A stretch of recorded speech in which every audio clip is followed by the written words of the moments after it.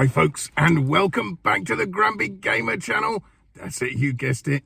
This is that channel where you get to see this old git talk about modern games.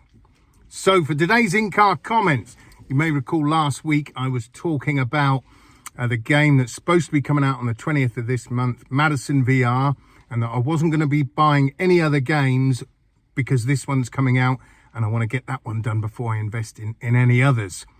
But the problem was, I then heard a rumour that it was being postponed to May.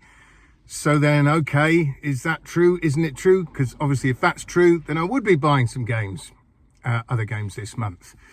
Well, I still haven't found out for definite if it is postponed to May. I've even messaged the devs, but I haven't heard anything back from them yet. And so over the weekend, I was still umming and ahhing, and I still buckled. Folks. I still ended up buying a game. And the game I bought, there's a few that's come out recently. We've had Legendary Tales, we've had Dead Hook, we've had Ultrawings 2. And so I was looking at these games, which one should I get? Now, I know I've spoken about it before. I really like the look of Legendary Tales, and I'm pretty sure it's one I'm going to pick up anyway. But it's quite a big game, I think, quite in depth. It's one of those games I think you've got to start playing and then just keep playing it until you've finished it and not faff about playing with other games, perhaps. So I didn't want to get into that one because that might be a bit too in depth. So it was a choice out of Dead Hook and Ultrawings 2. And I decided, in my wisdom, to go to Ultrawings 2 because I do love flying games. Even like No Man's Sky when you're flying a spaceship. I love all that. So yes, it was Ultrawings 2 that I went for. So I wanted to really give you my opinion on this game if you're still sort of umming and ahhing about it, whether you should get it. Now, graphically, the graphics aren't anything to write home about. You know, they're very sort of basic graphics. They're very sort of cartoony. However, once you're in the game, that really doesn't detract from it at all.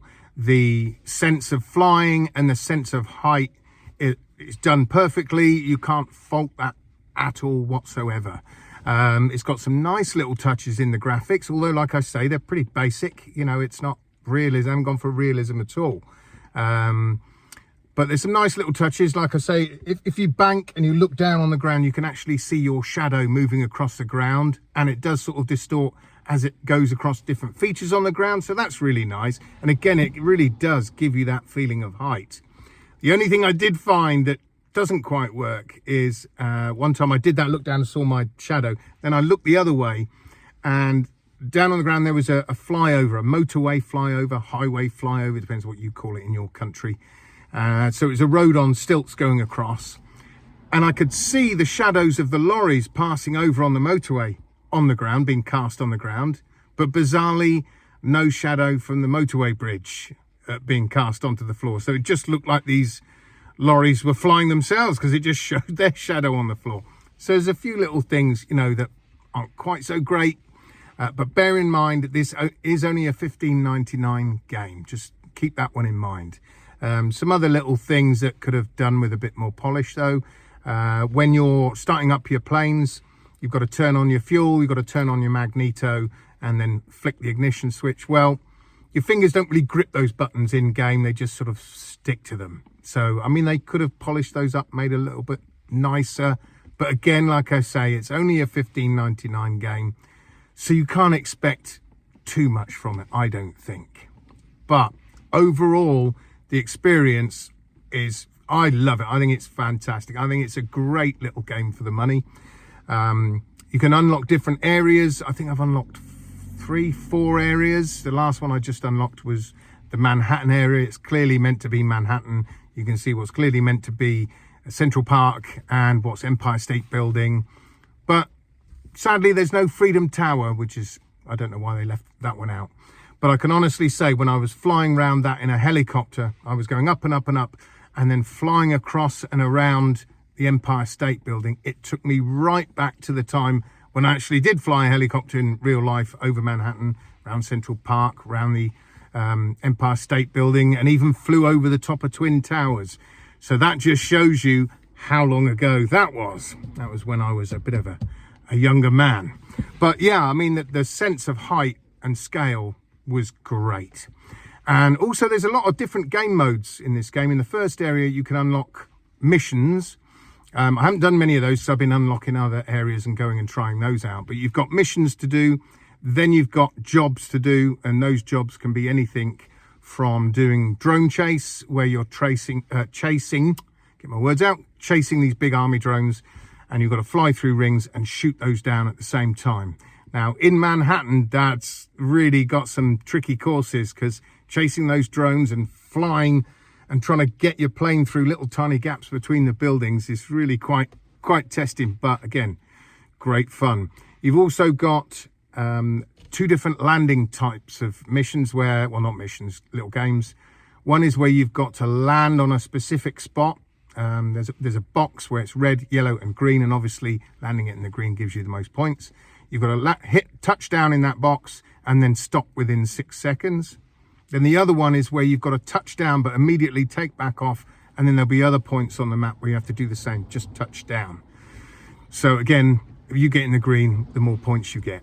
Now, I tried one of these with the helicopter, and I have to say, yeah, the helicopter's very twitchy, but superb. They've done the helicopter, well, they've done all the vehicles in this game. They've done really well so far, the ones I've unlocked. I've unlocked the Stallion, which is like the first proper plane you get. Then there's a little microlight, I can't remember what that's called. Then I've unlocked the Comet, which is like a rocket plane, jet plane. And then finally I've just unlocked and bought the helicopter. And there's one other that I can see so far. Maybe there's only 5 vehicles in the game, I don't know, but I've unlocked 4 of the 5 at the minute. What other game modes are there? There's the ring rush. So you have to go through these rings. You get different options. One is you've got to go through them in a specific order within the time limit. And then another one is you can go through them whichever way you choose within the time limit. And another one to do with the rings is they're like giant bullseyes in the sky. So the closer you go through them to the center, then obviously the more points you get. So like I said, there's missions. Like I haven't done, I think I did one mission, but you've got to be back at a certain area to do those. So I haven't really tapped into many of those at all. I'm just doing the other jobs at the minute. And also apparently there's multiplayer. I haven't touched that at all. I mean, I'd like to get into some dogfighting with that. So hopefully that is in there. I'm pretty sure it is. So there's lots of different game modes, lots to keep you busy in this game. They say there's about 60 hours of content, which again, for a game of $15.99 is great. So the gameplay's great. The sound design's really good, actually. You know, when you're up, especially in the microlight, you can really hear the wind whistling around. Yeah, sound design's great. The music that goes along with it is quite simple, but it's not annoying, to be honest, at all. It didn't grate on me whatsoever, but it's sort of quite simplistic game music. It's nothing really dramatic or whatever. But yeah, overall the sound design is great. Graphics are okay for what they are. Like I say, they're just more sort of cartoony graphics. And the gameplay is great. I mean, I can honestly say I'm having a lot more fun with this game than I thought I was going to. You know, I thought it was going to be, right, I'm going to take a punt on it, $15.99, and within half an hour, no, it's not for me, and just give up.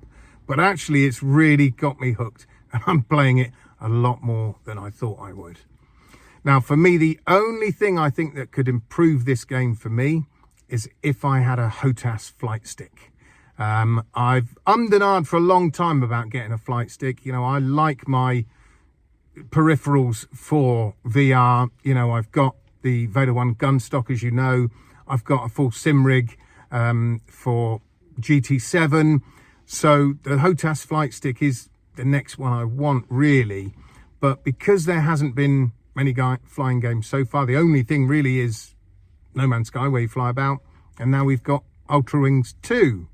But we do have, I think it's Aces of Thunder coming at some point. We haven't got a date on that one yet, but that looks like it's going to be a really fun multiplayer flying game. So I am toying with the idea of getting the flight stick very soon, actually, maybe in the next week or so.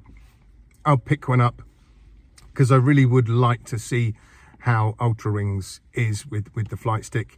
At the moment, I just use the Sense controllers. So you have one that deals with your flaps and your throttle, and then obviously your other hand for using the flight stick.